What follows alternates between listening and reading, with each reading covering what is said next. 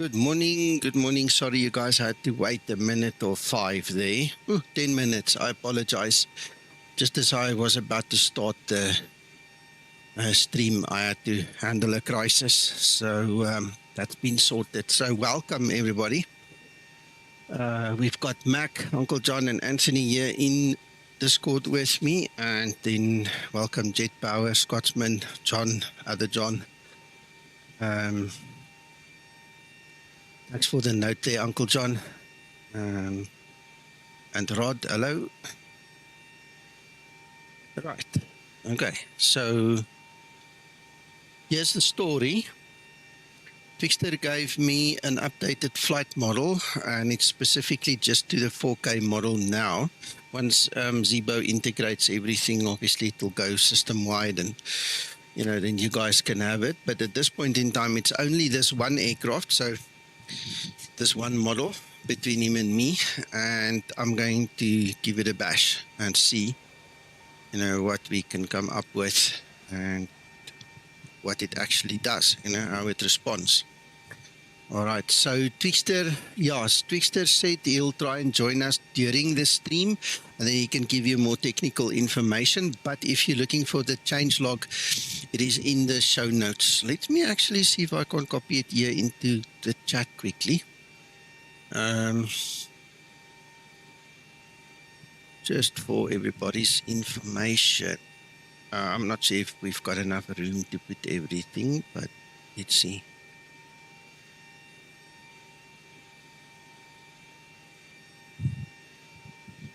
Right, and I'm going to pin it. So at the top of the chat, you will see the changelog now. Right, so there you have it. You can read through it. There's quite a bit of changes, and one of the things he did try and concentrate on is for the alpha yoke a little bit. So we'll see.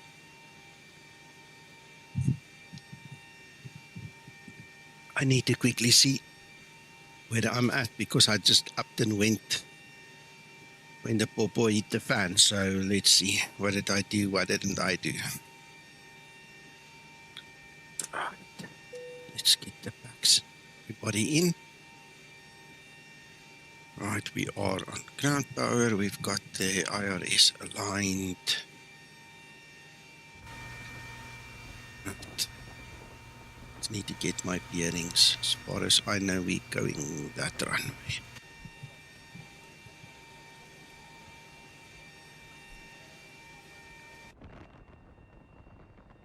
Ground to cockpit. Plan acknowledged. Call me through the menu when you are ready.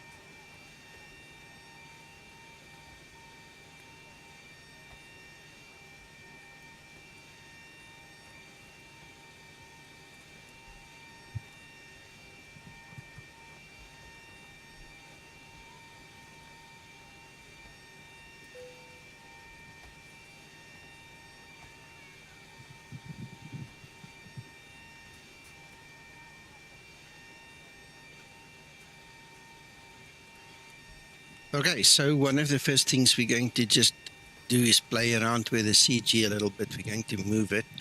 Twkster has mentioned to Zibo his concerns about the way the airside services loads the aircraft. So Zibo, if you're watching, it would be cool if we could actually move the CG a little bit, as he said.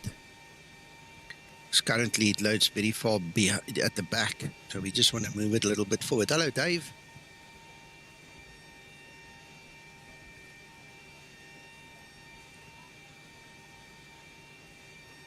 We're just going to do it manually still in this instance.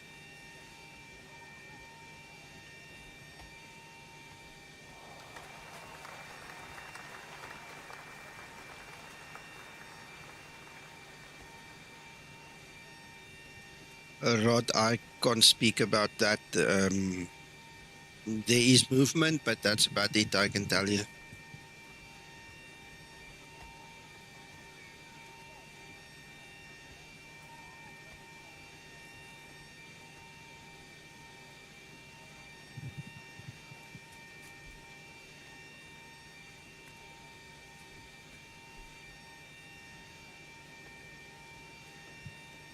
Morning, Vaughan.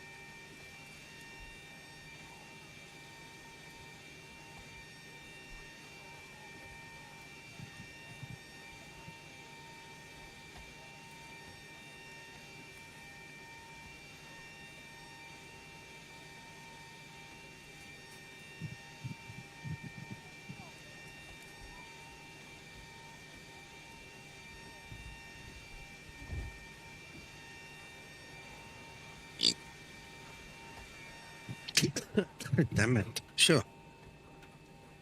Apologies. Right, okay, we're loaded. Let's see where we are at now. Flight attendants prepare for departure, cross-check and all call, thank you.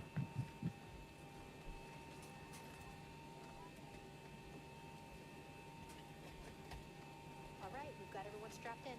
Give us a ring if you need anything.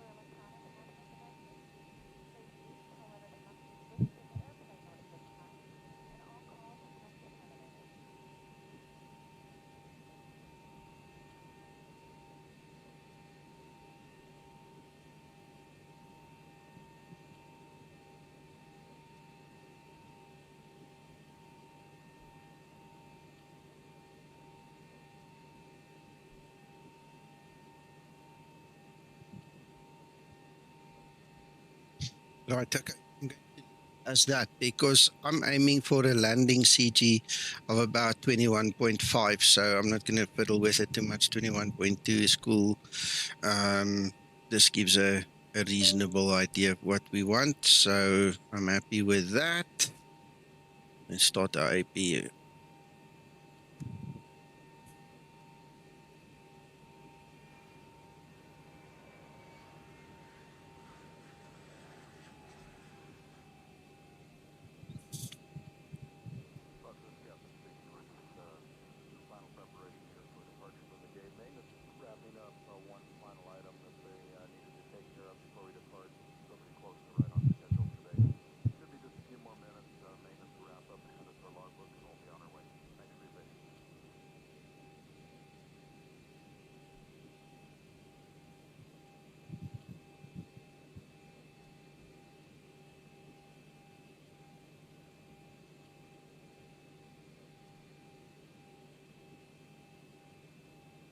Matt, why are you struggling with explain like that? I'm pushing 60 plus here where I'm at with your rig. You should be flying. Something's interfering there. Ooh, big time. Wow, that's terrible.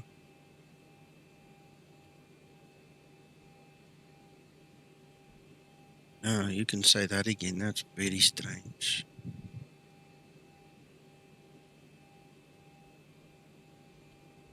Are you flying with zinc on or zinc off? Because with NVidia, you shouldn't have it on. Maybe just try that.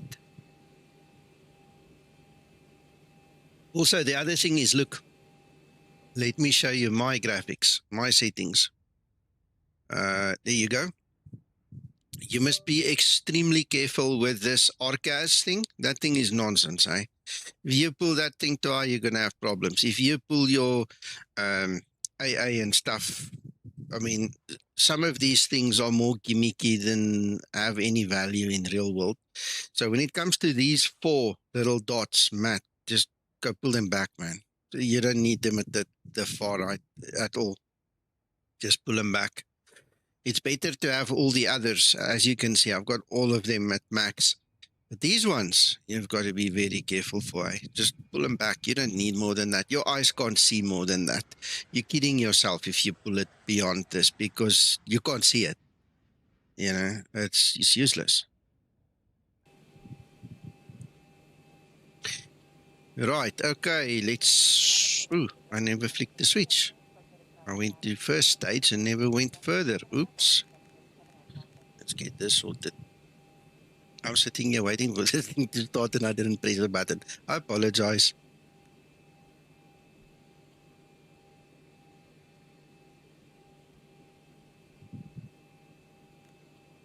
Yeah, I hope you get it right. Yeah, Rodrigo, no, that is something we picked up on recently. In the old days before site services, I always taught everybody to move that thing back, you know, and it's something Twkster picked up the other day while I was watching my stream. That why is it so far off? It's wrong. Mustn't be. And I mean, there are technical reasons why you can fly it that way, but the way we fly, it's better not to have it there.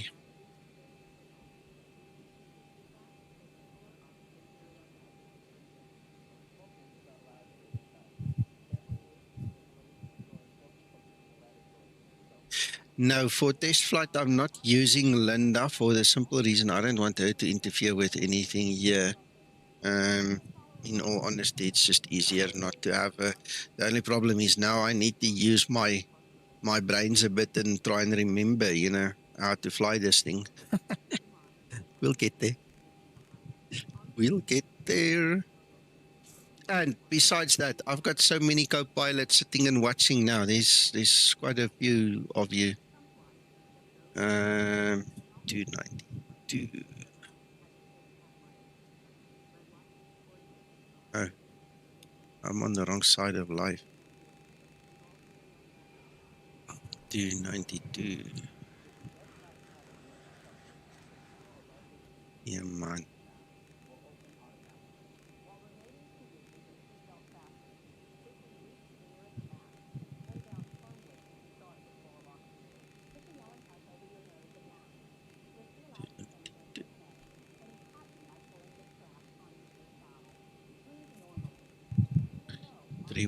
We can always climb a bit higher in the flight if we feel like it.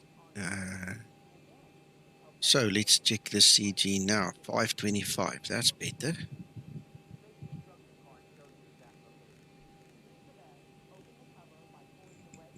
6.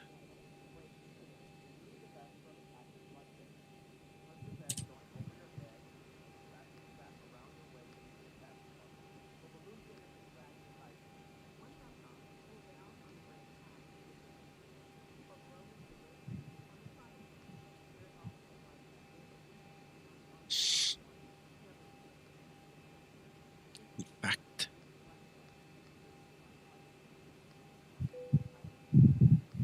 Let's do it that way.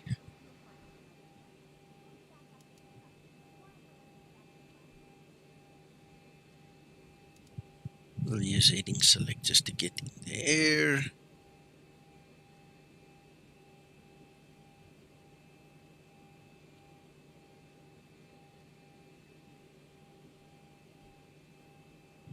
Check all your processes. Make sure you don't have OneDrive running and consuming every bit of changed information as you're flying or something stupid like that.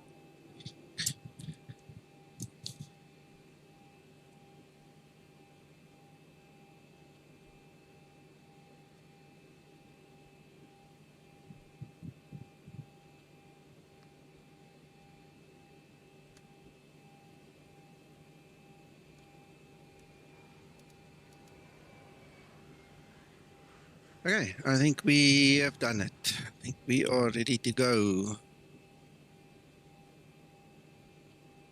Ground to cockpit. Toes driving up. Okay, gents on Discord, are you okay?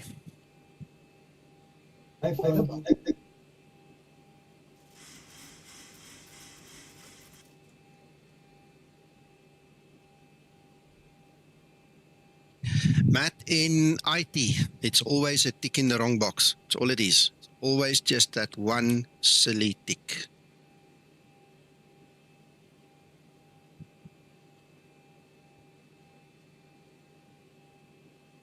Dave, we all go through that process, mate. We all go through it. It's good to step away a little bit and then come back and get re-energized, and then you enjoy it again, man. No worries.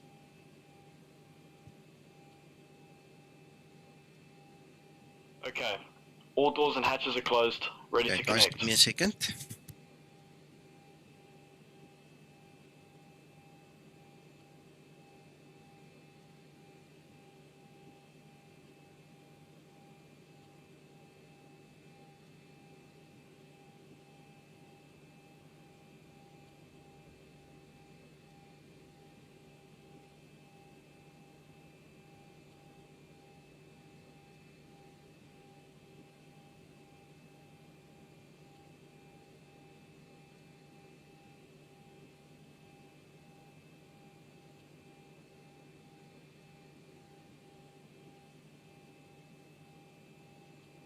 Tow connected and bypass pin inserted. Release parking brake.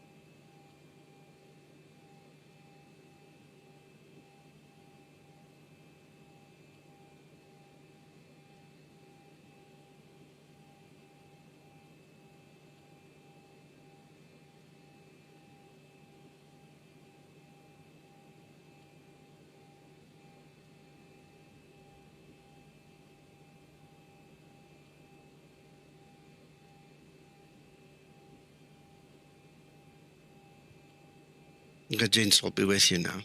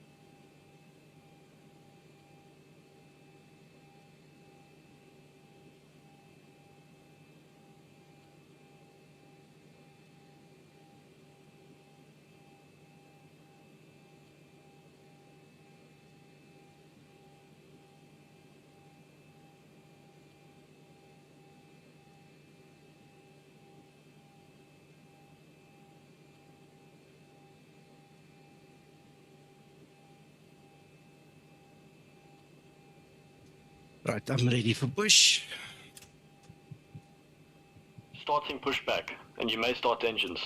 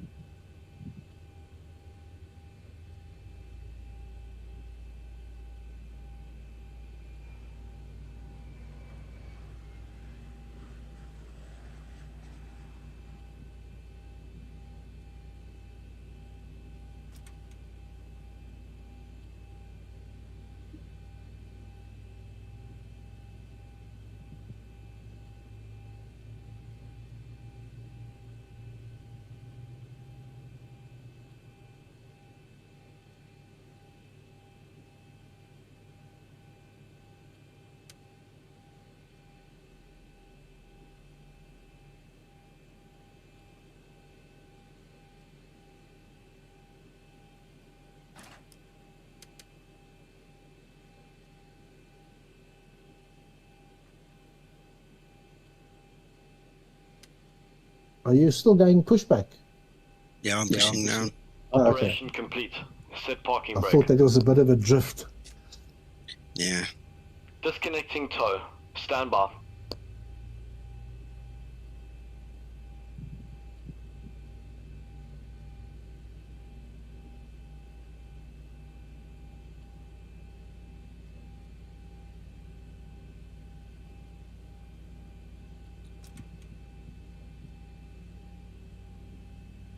With all the interruptions, I need to really concentrate extra hard now.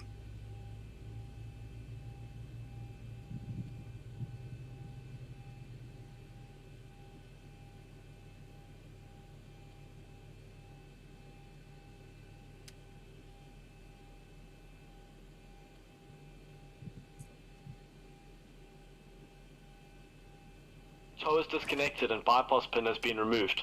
Hand signal on the right. We'll see you next time. Have a lekker flight.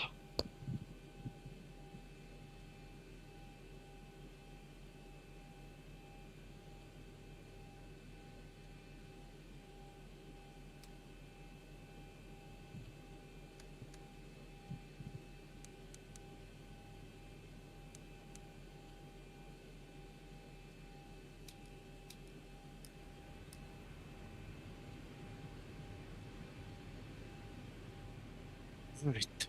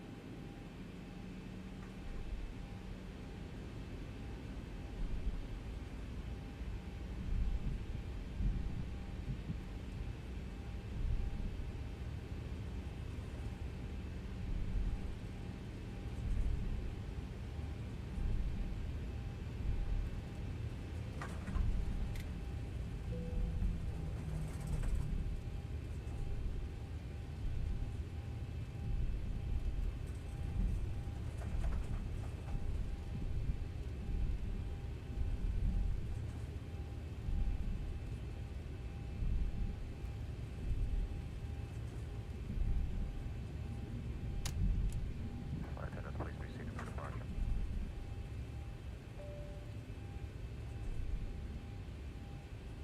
Okay, well, the taxi handling characteristics is not bad at all.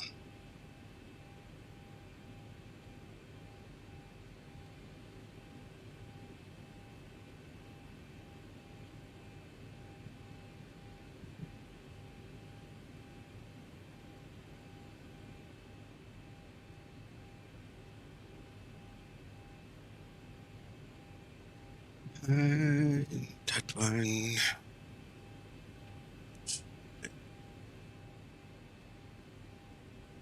Let's go.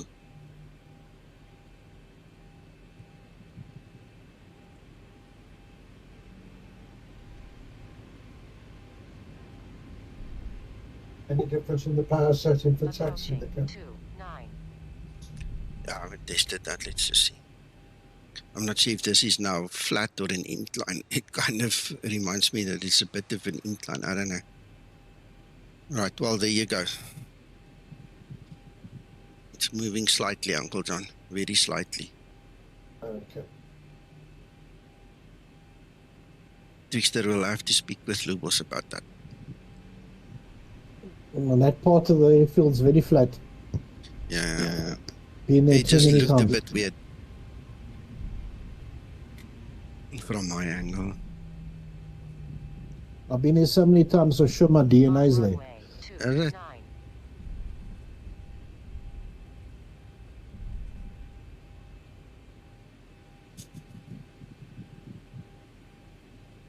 I think I've been to East London once in my life, but never the airport.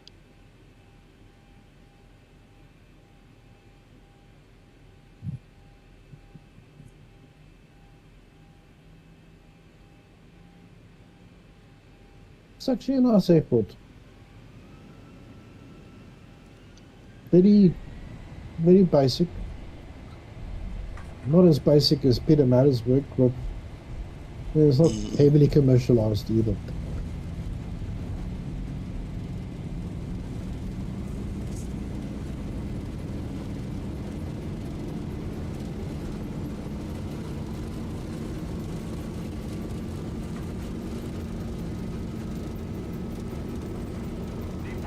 And that bit of the runway is true. There is an uphill there. Okay. All right, that's interesting. We've got a tailwind there. That was an interesting takeoff because the moment I got some air, I could feel a shift. The moment I was there, I felt the shift. Well, I'm back. Hey, Twkster. Looks like you just stopped to take off, huh? Yeah, absolutely. Yeah, I just rotated. I'm hand flying it a little bit, and I can tell you one thing: the roll is much better. The roll is so freaking much better. Wow. The elevator, brilliant. It feels like I've got weight. that I'm flying a heavy aircraft. It doesn't feel like a bit special. This is brilliant. Well, good, good. I'm glad that that was what I was aiming at. Yeah. Feels fantastic. Sorry, my throat's a little bit dry. No, this feels marvelous. This is really cool.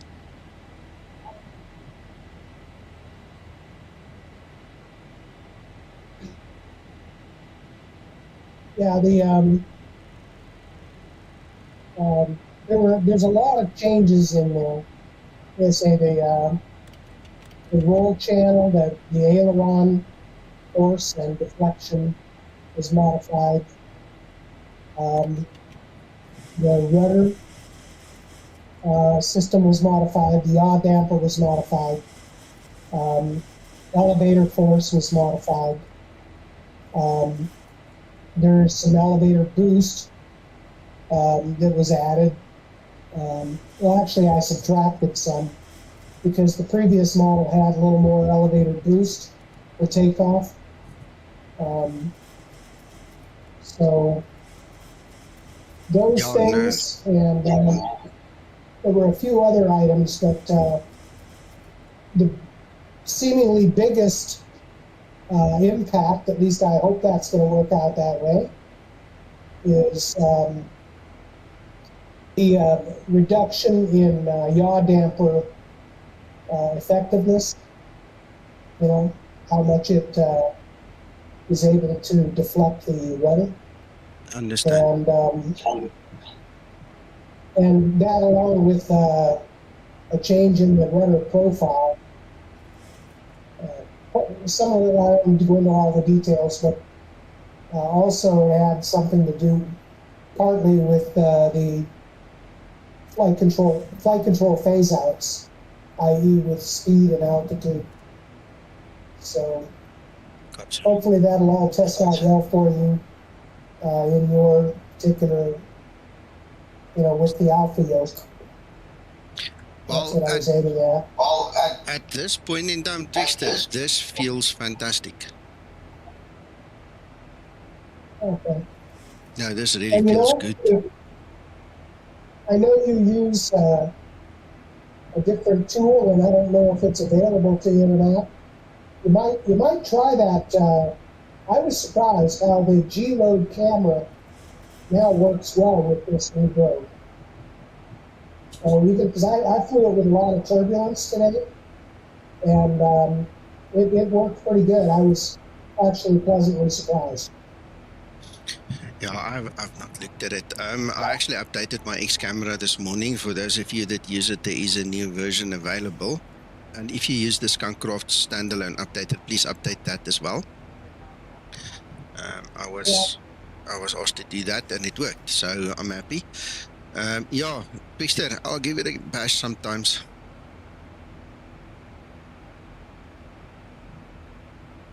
Well, the biggest difference with that G-Load is you're actually going to experience, when the airplane, if you're having some rolling moment going on, with the G-Load camera, you see it, you know right away that it's turbulence doing.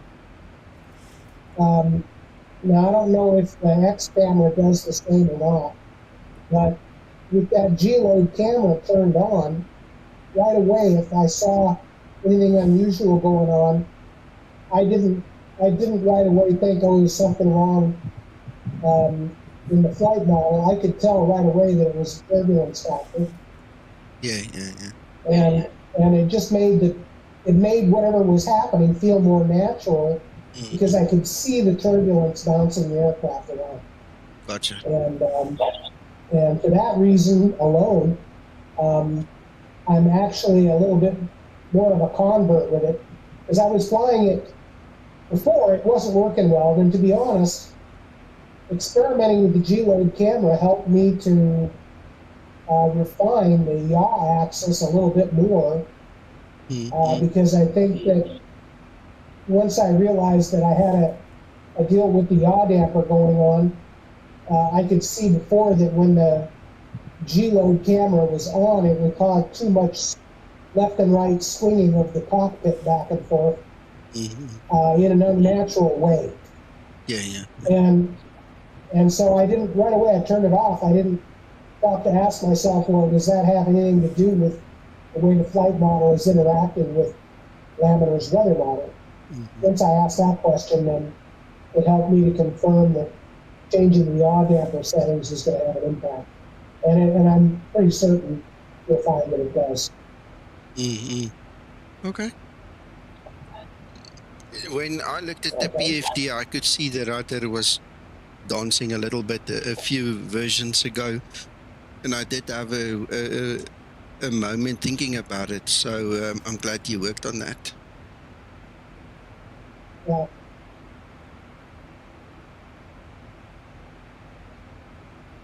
The ruling problem was occurring, right? That was the real issue. Well, you're very. Sorry, I can't understand what you're saying. Just try again. I was going to say, once you're on autopilot, well, you're on autopilot now. You know, if you have any turbulence, that's when the rolling motion was showing up before. And I think that we've got it pretty much cured. That doesn't mean it's not going to occasionally rock the wings if you have a lot of turbulence. Of course. That's normal. That's to be expected. Yeah. It was that rhythmic walking back and forth you guys were talking about. It was an issue, and I think that will be cured with this yaw damper modification.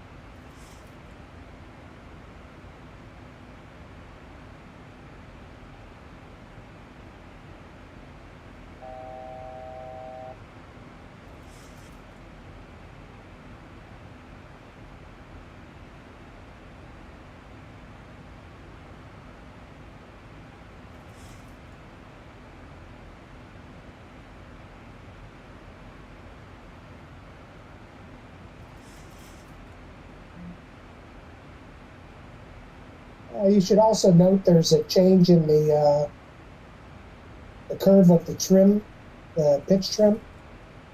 And I think for most people it'll be a little more what they're expecting to see. But that required far more testing because anything you do that changes the stabilizer authority and or its trim range really affects a lot of different things. So, you know, takeoff and landing, of course, but also en route. Trim authority, though, is acceptable for hand flying all the way up to 340 knots. Okay, well, when I was flying with my hand just now, Twkster, it was like heaven.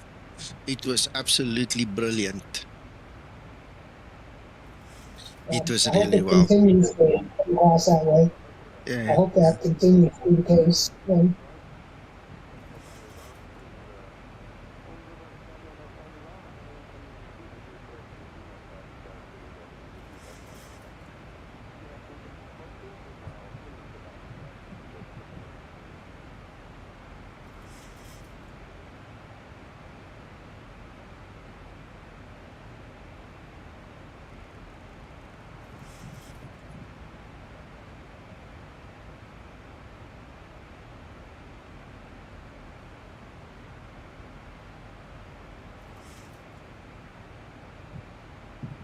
And Nico, you didn't have to do any camera view adjustments when you installed this one, right? No, not at all. No, it was perfect. Yeah, I didn't Remember, change the... remember, just for the viewer's sake, Twkster, you did give me a previous model where I did have to do it. So, Exactly. So when it gets released, people are going to have to do a camera adjustment. yeah, people will have to do a camera adjustment this time again when they get the one from Zibo now. But providing there's no skeletons in the closet that we haven't found, Yeah. which is always possible when you make big changes to anything in the flight model. But I don't Yeah. think we will. I mean, I've tested it as much as I could. But, I'm with you. Well, look, I'm doing this flight for you, so you can see I'm putting it out here for everybody to see. You know, we trust that it's going to be fine. yeah, well, so far it's looking good. It didn't give me any problems, but there again, you know, we have different, you know, you got a Bravo throttle, that's no big deal. You have different rudders and you have a different lift, so, you know, it does all have an impact. Just so we can see, Nico, do you mind showing your yoke for a few minutes?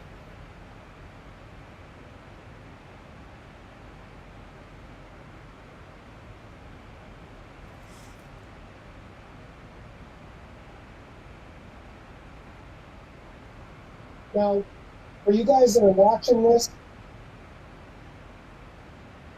unless you're in absolutely smooth air, this amount of motion right here is normal. I would expect that. If you have any washboard at all, and a little bit of light, I would expect to see that. For me, as a nearly 20,000-hour pilot, I wouldn't even notice this. But bigger swings that are rhythmic, yes, I agree. Right? But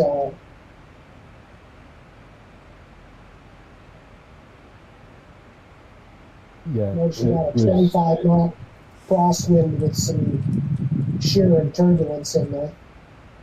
Yeah, this was it. I wanted to see whether it was a turbulence response or rhythmic.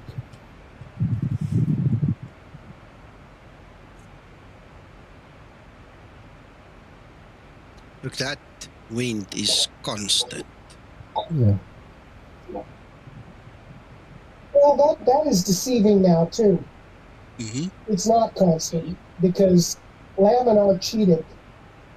They changed the code so that what you see on that is not reflecting the actual... Before, you were getting raw inputs, so you really saw a lot of change. But if you were to open your weather settings right now and take a look at flight level 300 to 350, you will see that I'll guarantee there's some turbulence and some gusts and some shear value in there. Now, the only way to know, you can just, for a moment, just select manual. Up on the left, just select manual. Yeah, we'll do that now. See there, it says there, light turbulence, and there's wind shear. It's small, but it is there. All right, so I'm on manual. What do you need?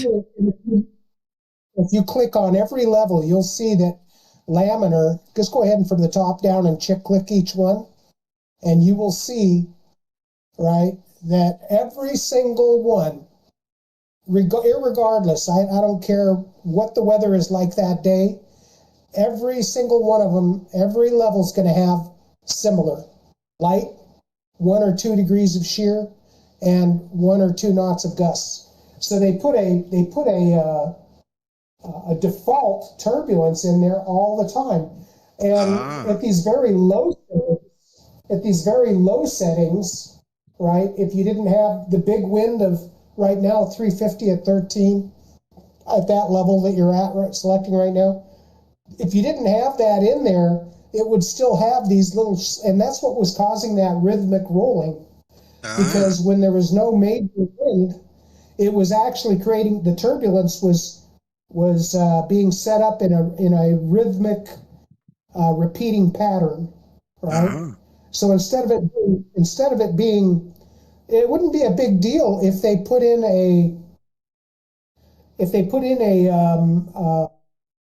an algorithm that caused that turbulence to be sporadic and occasional, rather than rhythmic. But it's pulsing, yeah. It's now rhythmically pulsing it the whole time. So if you went manual right now and you went through every one of those levels and just turned off, right?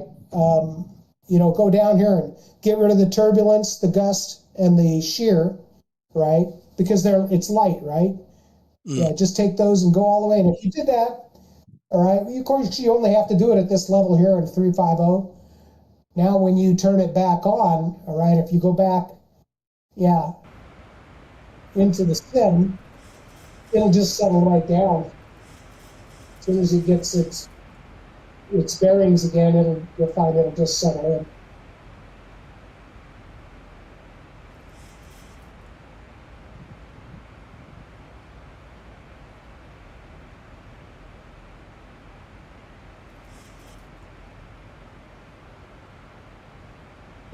That solves it.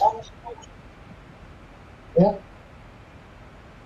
So based on that, that's why the yaw damper, its job is every time the wind pushes on that big tail up there with a gust, even though it's a tiny gust, the yaw damper was responding in time. Yeah. And it was putting a little bit of a twist into the rudder, which is what a yaw damper's there for, right? But because of the way it's modeled here by laminar, it was causing a constant rhythmic yaw damper input. It was causing the rolling action. Wow. So to overcome that, I have basically, set the yaw damper to a lower value than the real airplane uses. But it still flies well, and it doesn't cause any asymmetric flight condition, i.e. in a roll, you don't go into a slip or anything like that. Oh, look at that. But I just kept bringing the yaw damper effectiveness down until it started damping out almost all of that.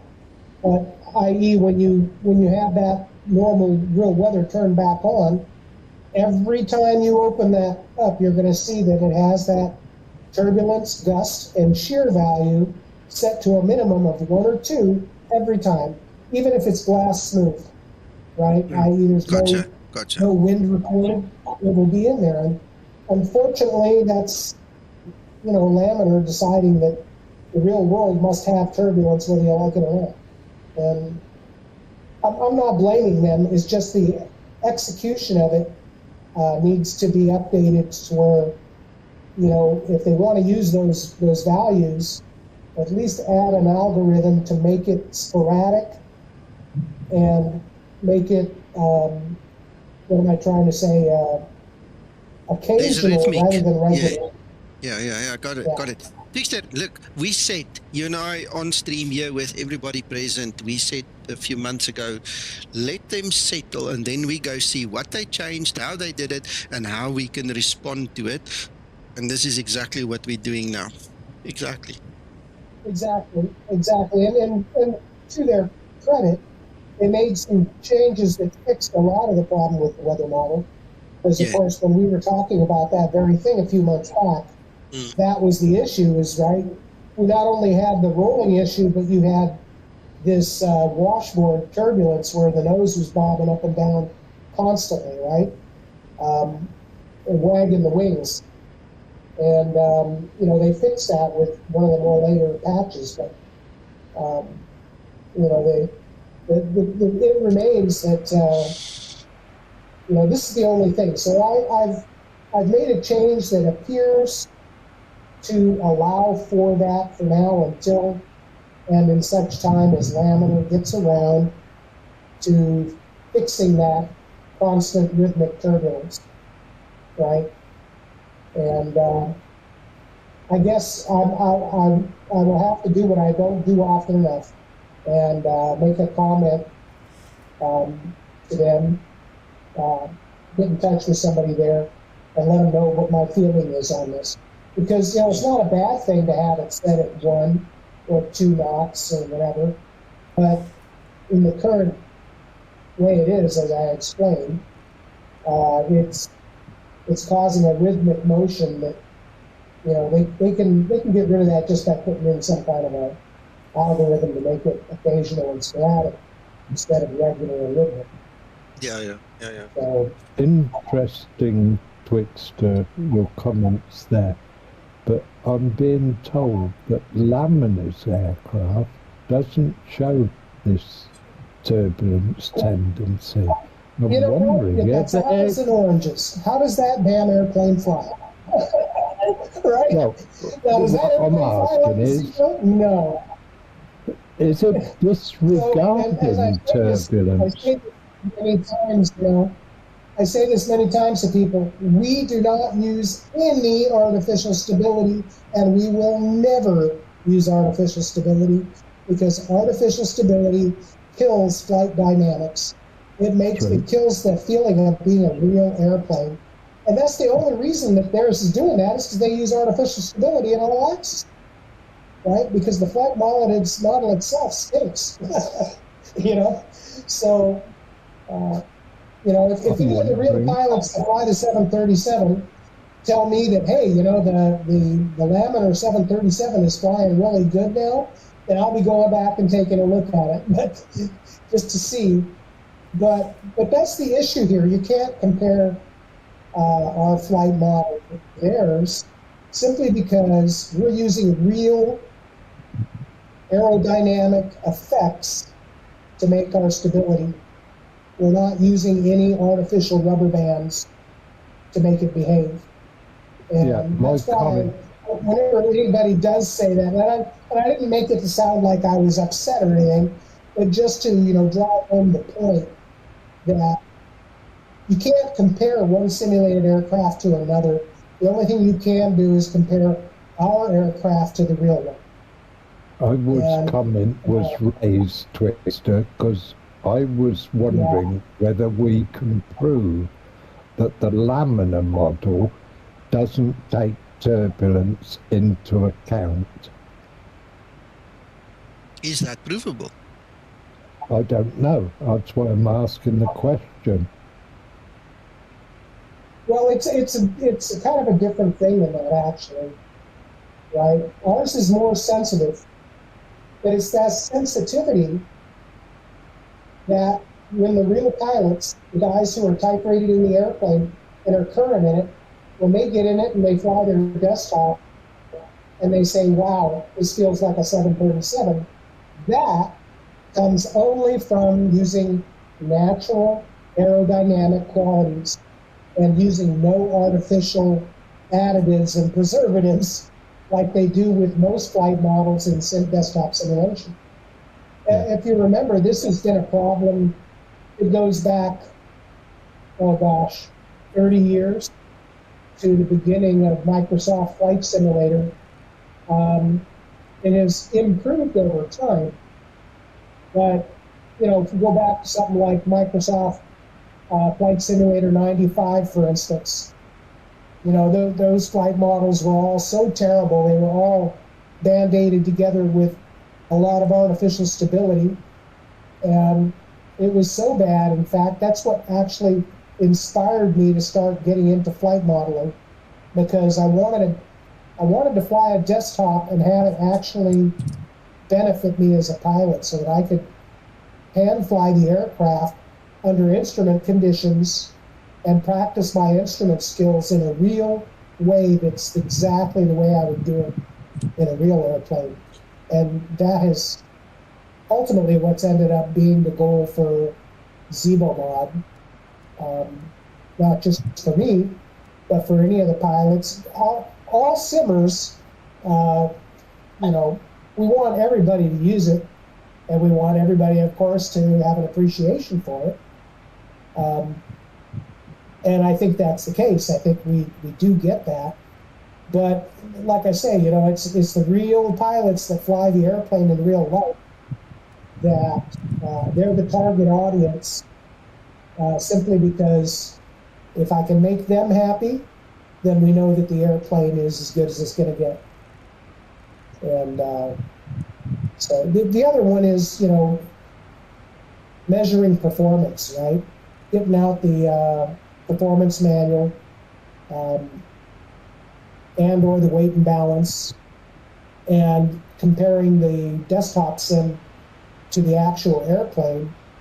There are a lot of desktop flight models that can do that and get fairly close, but they may or may not fly well at the same time, i.e. hand flying. So, you know, trying to get both is tough. You know, as you know, we've been at this, refining this flight model for almost 8 years now, for over 8 years. So, anyway, Nico, so far it looks so good, huh? I'm happy. Oh, I'm over the moon. I think the guys are going to like this. Okay. That's my biggest question, right? Is since I do not have an alpha yoke here, short of me going out and spending my own money on one and buying one so that I can tune the flight model, you know, the quote unquote yoke advanced mode. Now, I didn't do any tuning on yoke advanced at all.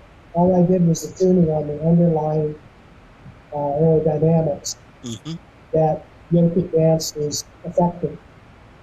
So it's just a shot in the dark. It's guessing on my end, because if it feels good to you on the alpha, you can imagine that the guys who are using the Boeing yoke, which has completely different characteristics, you know, the thrust capacity,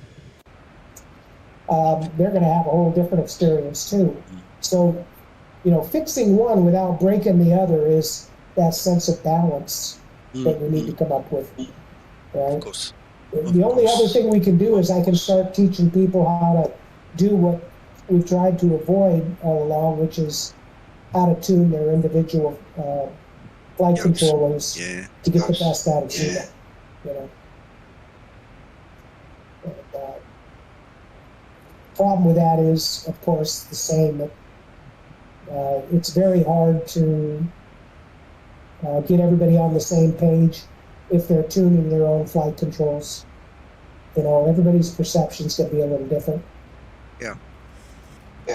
And their desire, right? What makes me happy doesn't necessarily make the next guy happy.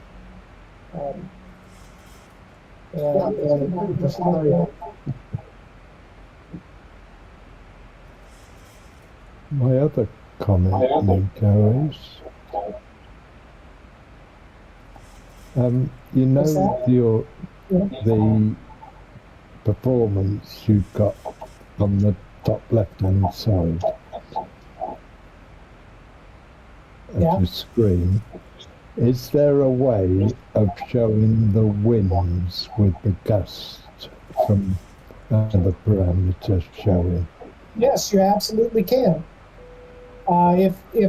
If Nico would open up the system settings screen, or pull the top-down menu, You give I me a can show second, you in Twkster. data how to do that. Huh? Give me a second. Okay.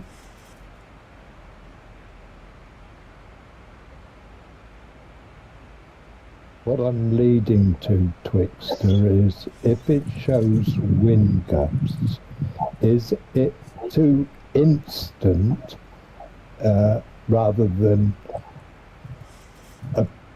say, over a second? Well, these how little small gusts. often? And Yeah, how these little small often gusts, it? yeah.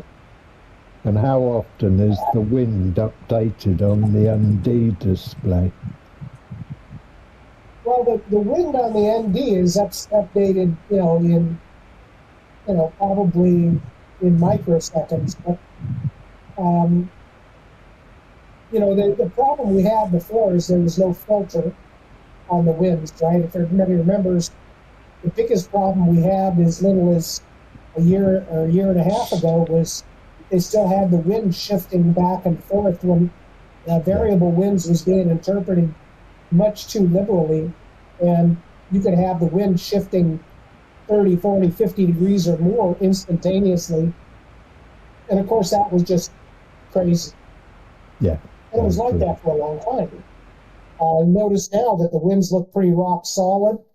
And I think they put a filter on there in order to prevent those variable winds. Maybe they're not even doing that anymore. I don't know. But the bottom line is the winds you see there, or if you look up on the overhead, right, on the IRS panel and select winds, and the wind you see up there is going to be the exact same as what you see on the MFD. Yeah. So if you put it up here on the screen, really you're not going to see any more detail, I don't think, as far as gustiness and stuff like that. But yeah, you can go into the data. If you pull the menu down, there's a data menu up there. Go to settings on the right side. Yeah. Now up on the top, see data output. Click on that. And then over to the right, you can see it says show in cockpit. And there are hundreds of different parameters that you can display in the cockpit. And if you, right now, you see frame rates checked, times, and speeds. But if you go down here, you will find somewhere down there, location, velocity, distance. If you go down there, you're going to probably find a wind output. But just about anything you can think of that affects the simulator, there is an output that you can monitor in the cockpit. I'm just wondering whether there's a ratio between what might be shown in this data set and the frequency of the update in the cockpit, whether it be IRS display or the ND. What I believe that has happened is I think that they have wisely, finally, Laminar has put in a filter on the winds to tame down all that variability, the gusts and the shears. One of the things that they did up until very recently, and I don't know where the change, which change they made the change, so to speak, but we had this thing where you had, and you still do, you have a shear value, you have a gust value, and then they had a variable winds value. Well, if you stack all three of those together on top of each other, you basically have quadrupled, I won't say quadrupled, but basically you've massively increased the effect. I would say this: if the wind comes from a certain direction and has variability, and there's a gust value, that's all you need. You don't need to add a shear value, because when you have variable winds and gusts, that equals shear. You don't need to stack shear on top of a resulting shear from gusts and variability. And that's what they've been doing all along, and it creates extremely exotic winds, I'll just put it that way. Right? So, in my estimation, they should get rid of that shear setting completely and let the gust values and wind variability create the shear result. Because that's what you get in the real world. There is no such thing as a shear value in the real world. That's a net result of what the winds are doing. It's not a value of the wind itself. So I would like to see them completely get rid of that. They have tamed it down, obviously, and they have, I don't know if they completely got rid of the variable winds. I don't think they did. I think they just filtered it better. Because I see a very, and I'm sure everybody feels the same, a very noticeable improvement in Laminar's real weather winds.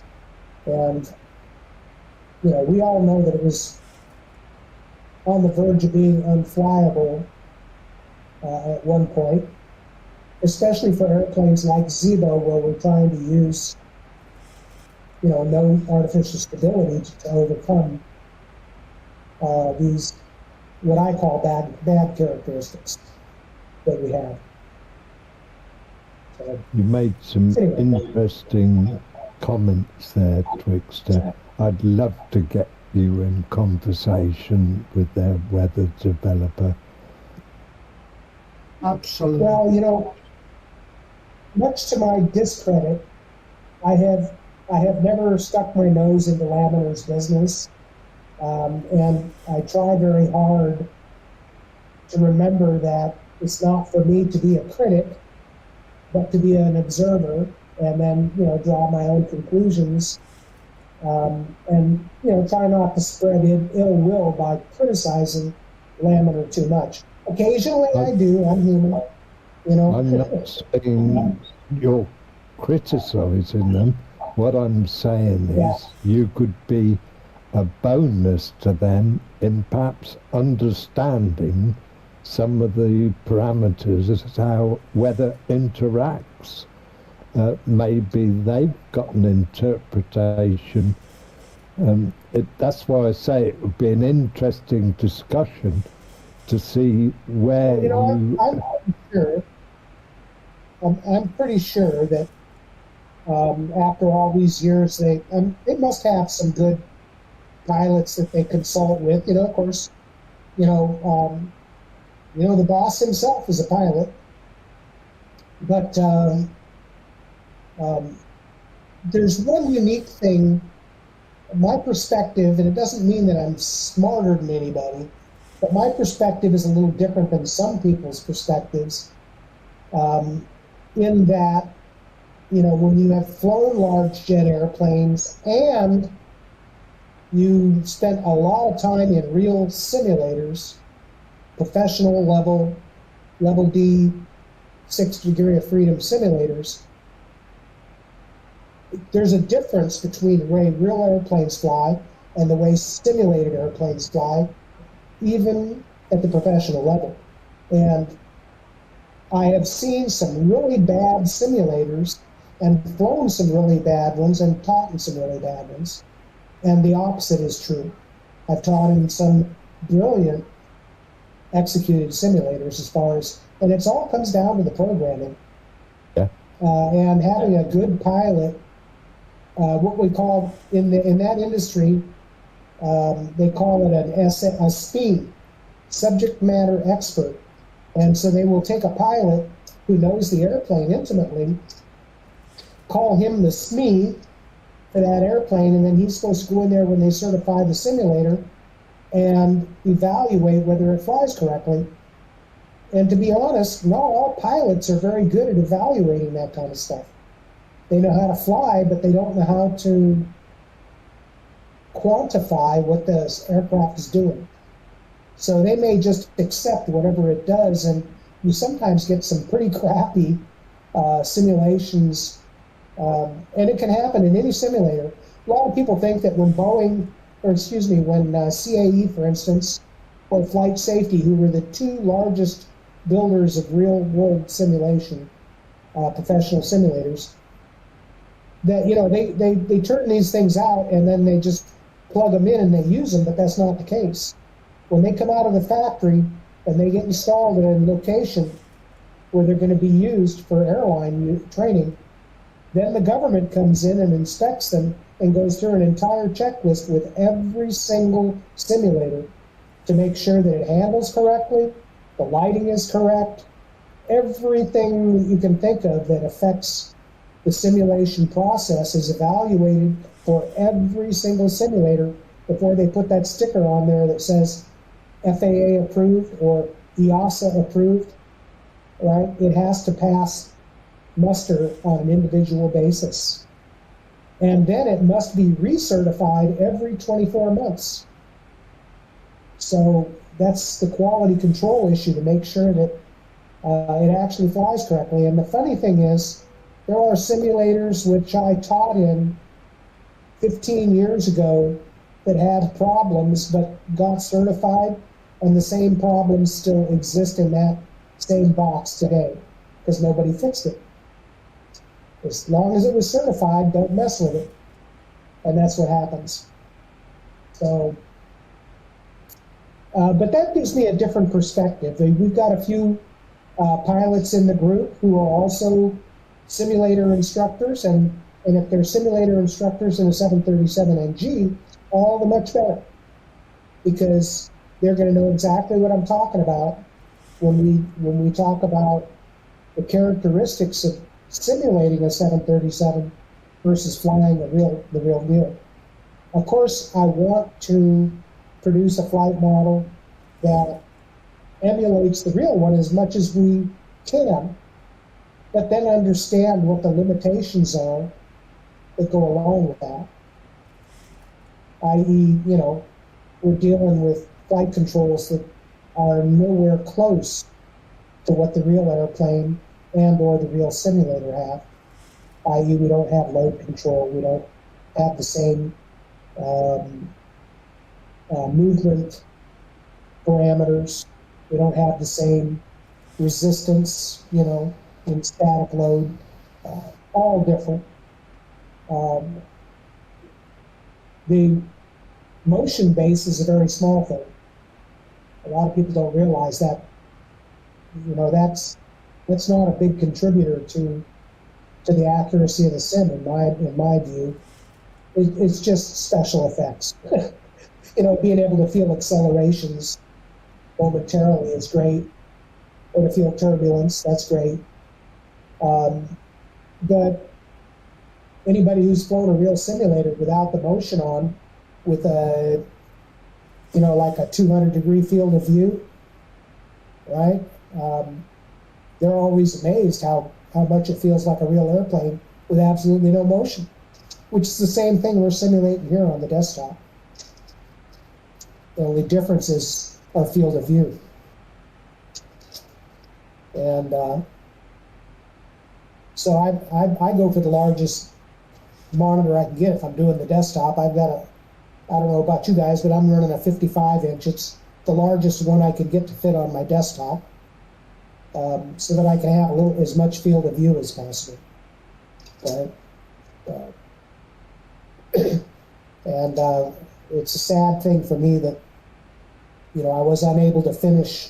I'm not going to go into that here, but, you know, a lot of people know I was building a full surround visual system, full flight deck, and I'm never going to get to experience that now. So I'm back to the desktop. So that's what I'm going to have to live with. Are you And, using a I just have monitor, or a TV screen, Twkster? I've been using TV screens for years, and they're a lot Okay. cheaper, and they perform just as well as far as I'm concerned. Do you have one you recommend? Just about any 4K TV, to be honest. If it's got a good picture, good contrast, I'm not too picky. This one I'm staring at right now on my desktop, I don't even know where it was made. I assume it was made in China. It's called a Skyworth. I don't know, maybe it's Korean. I don't think it's Japanese. But it was cheap, 55-inch TV, especially here in the Philippines where I am now, where anything that's electronics is a little more expensive. So, my goal was not to spend $1,000 on a desktop TV, But, I got this one. It's a 55-inch 4K. I picked it up after I moved here to the Philippines, and I paid like $300 US for it. It's And just there's a lot out there. My thoughts were, this is all good info for those that want to go flight simming. It doesn't have to cost the earth. It doesn't. Obviously, it depends on how many, what type of accessories do you want to add, when you add a TQ and, a CDU and,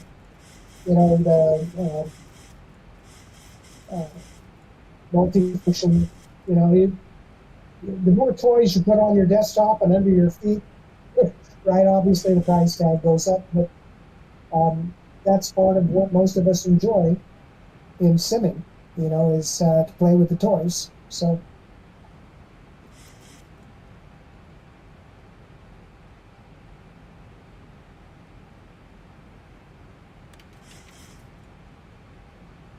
Okay, we have just gone past the airport. We're on downwind, so almost turning base.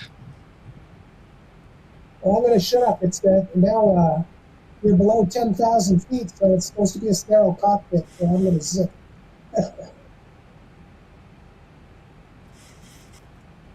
It'll be interesting to see how the aircraft handles on the approach, Nico. Yeah. How did it handle at the top of descent, Nico? Mac, I didn't have an issue. I want to talk about that quickly while we are here. I still need to speak to Zibo about it. The way that I received a report a couple of days ago, the user was saying that the Zibo takes too long to calculate the top of descent. Okay, and for the life of me, I didn't understand what it was. So I went and I flew his route. Okay. Basically what happens is, in his interpretation and him trying to explain to me, is that when the descent happens in that specific route, which is a non-standard route, it's just something he made up, and then I followed suit. Okay. The Zibomod actually dived at one point in time at like 5,500 foot per minute, which is excessive. Okay, it had to nosedive to catch up to the VNAV path, and this is why he said that the Zibo takes too long. The top of descent is calculated to start too late. It must happen earlier so that you have a more shallow descent. But I haven't spoken to Zibo about it yet. In this instance, this is a published, recognized route. I didn't have it. And I usually don't have it because I only fly real-world routes with the Zibomod. So I don't know what the discrepancy would be. What's the actual difference between a made-up route and a published route, or why the Zibo would interpret them differently? But because I don't see, or I don't go and make up my own routes, I don't see the nosedive. But in that stream, you can go back, it's a stream or two. You can check that one from Fairbanks to Whitehorse. It did a massive nosedive, which is why the person said it calculates the top of descent in the wrong place. It's too late. It needs to happen earlier in the flight. but it didn't happen today. It was okay. Not, I mean, I wasn't concentrating 100% on it, but I didn't see that. I didn't perceive that it was nosediving. And Well, the for me, first it was question cool. that I have is, whenever somebody says that, and I'm not saying that they're not seeing what they're seeing, but what were the actual wind forecasts versus what really happened? You see that I didn't go into that much detail. I didn't scrutinize it that much. All I know is I was sitting looking, I was flying the same route, and the next moment it just nosedived because it needed to catch up. Okay, so it happened to you. Yeah. All right.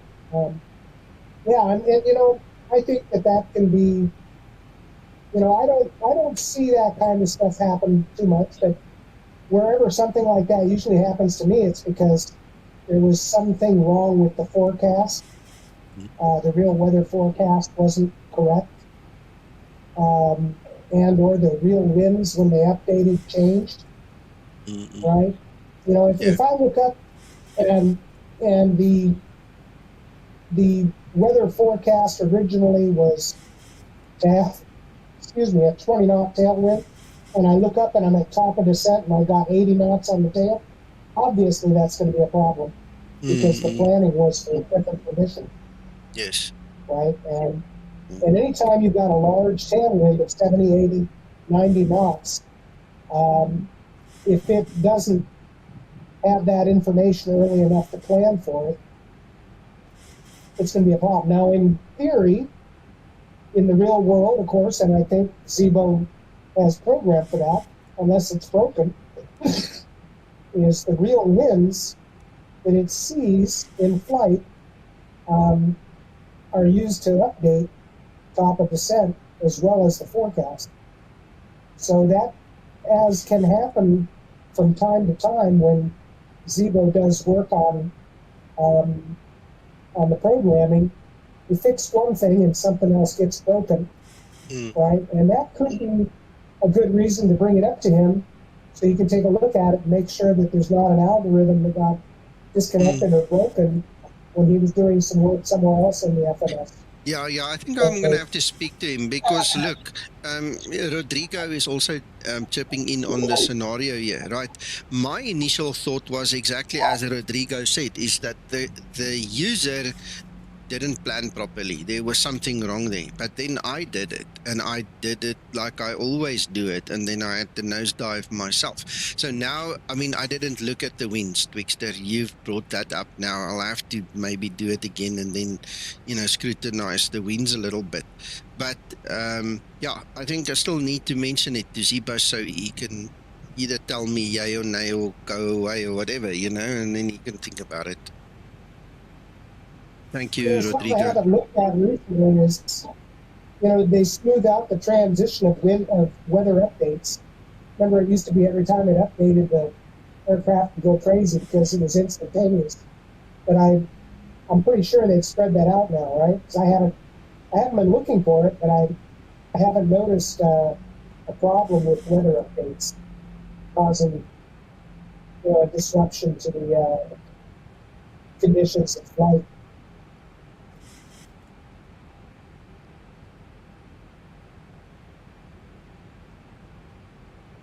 Okay, I see a discrepancy here. You see it's been crossed out to 42. It wants 244.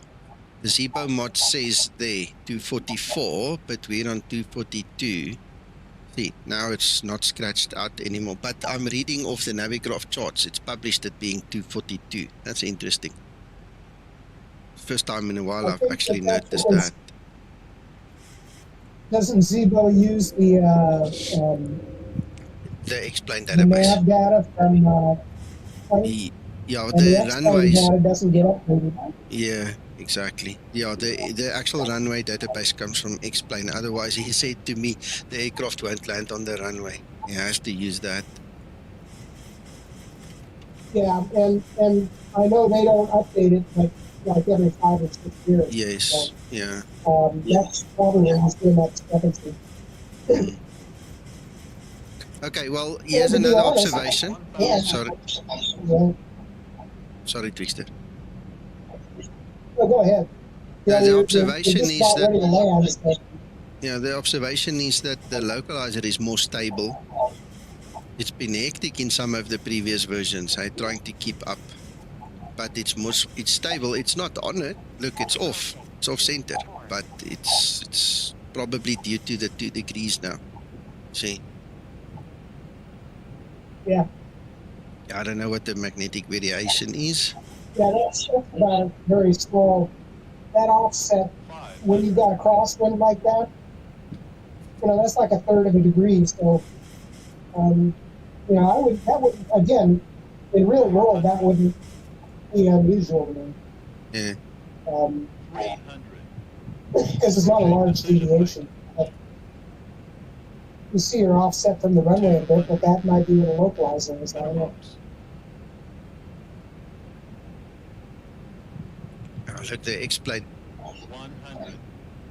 one and the Navigraph one are 2 different ones. So anyway, 50, 40. I'm just letting it go a little bit. Oh, this is lovely, Twkster. No, there is plenty of control now, Plenty of decent control. Only Nico needs to learn how to fly, but anyway, or land. Sorry for the bounce.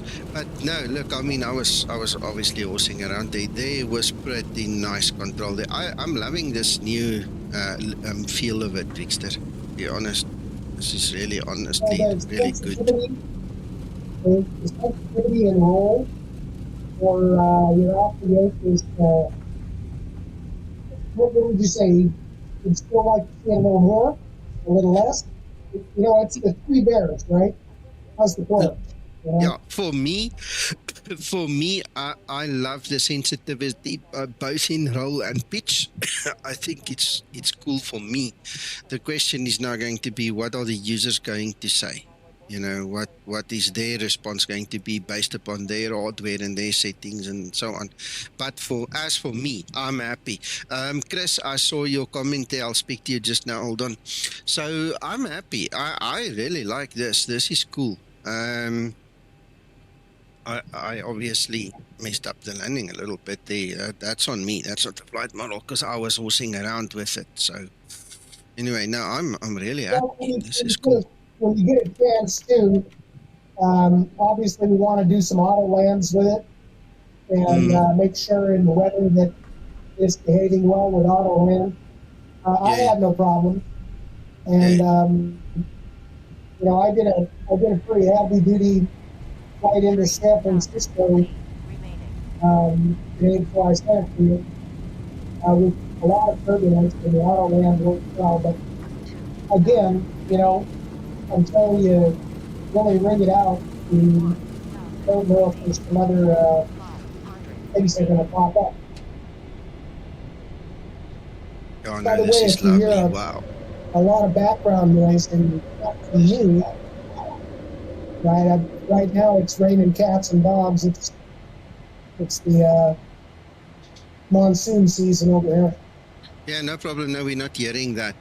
Chris, you're right. There was much more control. That was what I was aiming for. I didn't care so much about the landing. I wanted to feel the control. So the verdict is 100% as you see it. I had much more control at a lower speed than what I used to have. It was much more stable. It's perfect. I mean, look at me flying like an idiot now, I mean, this is lovely. I can push and pull without the fear of this thing behaving like a pit special. Twkster, this is marvelous. This is really cool. This is really nice. No, this is stable. For me, this is beautiful. I can feel the wind. I can sense it. I can see it. But I've got control. That is so important. I mean, I felt at one point now recently, I just didn't have the same control anymore.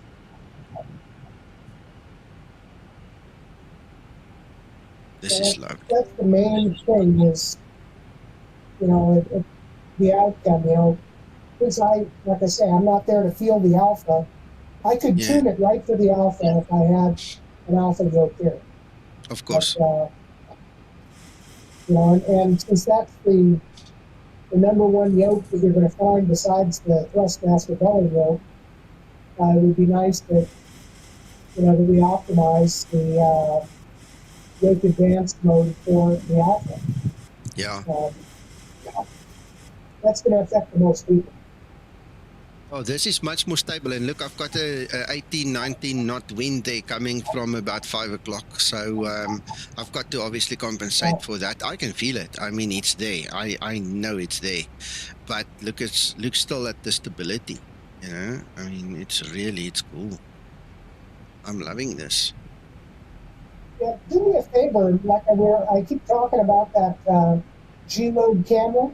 Just for grins, why don't you see if you can turn it on? I don't know if it is deactivated when you have your X camera or whatever it is. It's deactivated. No, it's deactivated. I'll have to restart the whole sim, and I just don't have the time to go through that again. We'll do it next time. Yeah, for me, after I spent some time with it, and once I figured out what we've all discussed here about, what the winds model and the weather model was doing with the yaw axis on this airplane.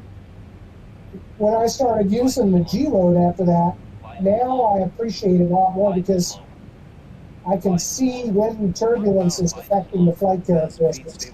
Yeah. And without that, without being able to have the seat of the pants, it's the next best thing to seat of the pants to see the G-Load camera work correctly.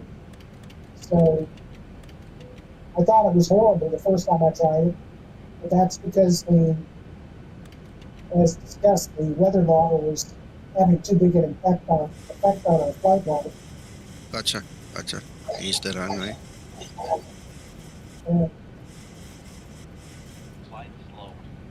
Alex, I need to check my diary, but I think so, yes. I think tomorrow will be a normal stream. It's next Saturday, apparently, that we have our antenna build day, so then I won't be here. And that'll be the last Saturday in a while. From there on, it's all Saturdays again that I'm streaming. Now, I tell you what, Twkster, look at this. I've got a 30-hour trip. Sorry, 30 foot, say again? I was just going to say that tomorrow I'm getting on an airplane and going to Texas. I'm going to be there for 2 to 4 weeks. So, anything we can catch now, it's the time to do it because I may not be able to do an update for a while. No, of course. After this one. Twkster, can I be honest with you? As it is right now, I'm happy for it to live for 3 weeks. If there is there is no big problem, there's going to be small problems, and the guys will just have to live with it for 3 weeks. That's all. 200. But for me, look, this is flipping awesome. 100. I'm loving this, and I'm horsing around like crazy now. 40. 30, 20, 10.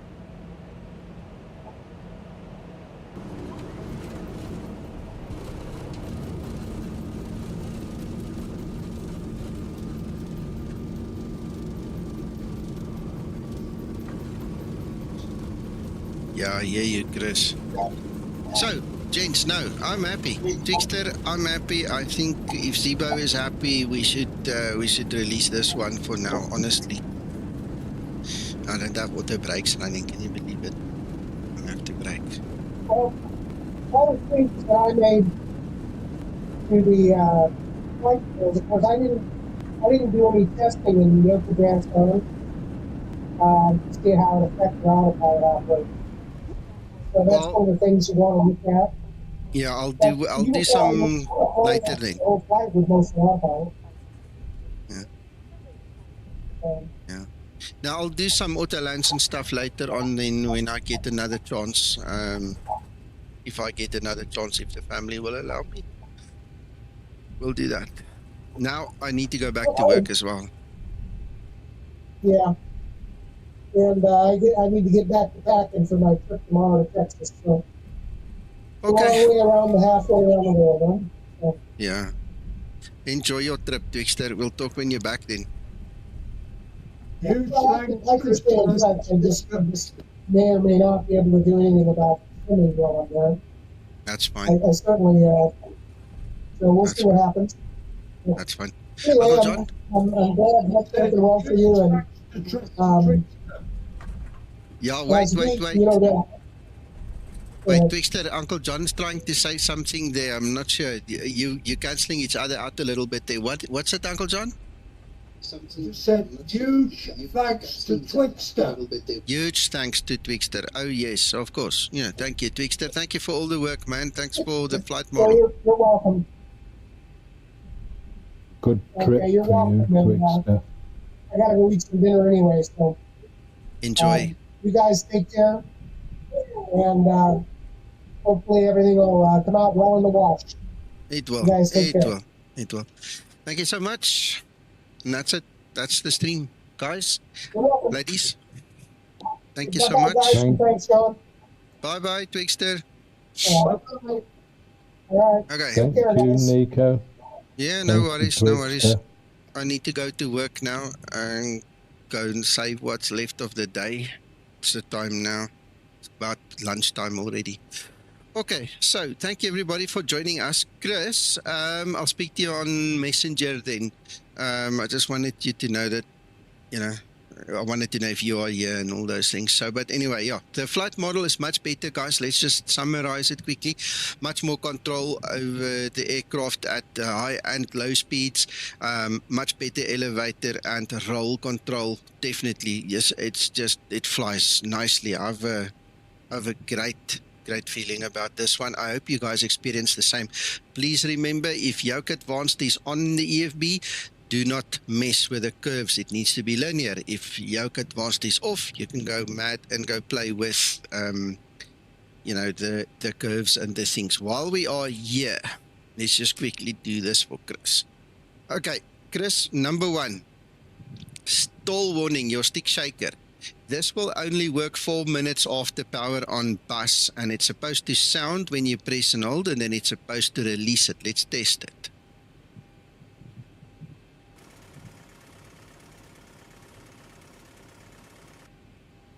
Okay, I can't hear it. I think I heard it, but I'm not. Yeah, I could hear it. There it is. Okay, now I can hear it. See there, look. It starts, it stops on my command. I must be honest, I've never seen a stick shaker problem. There you go. Chris, do me Chris, do me a favor. If it doesn't work in the 2K model, maybe it works in the 4K model. If it doesn't work in the 4K model, maybe go test it in the 2K model. We've had little discrepancies like that before. All right. Yeah, I don't have a flight on approach loaded. I can't do that right now. But in essence, what you saw now is what I know what it should do. And as you can see, I don't crash out. So try the 2K, 4K model. Maybe do a fresh install of the Zibo. I don't know, man. Something like that. And then maybe later I can do another test. Like I said, you know. Let's chat with each other later again. Okay, that's it. You guys have fun. Bye-bye, everyone. Okay, Nico.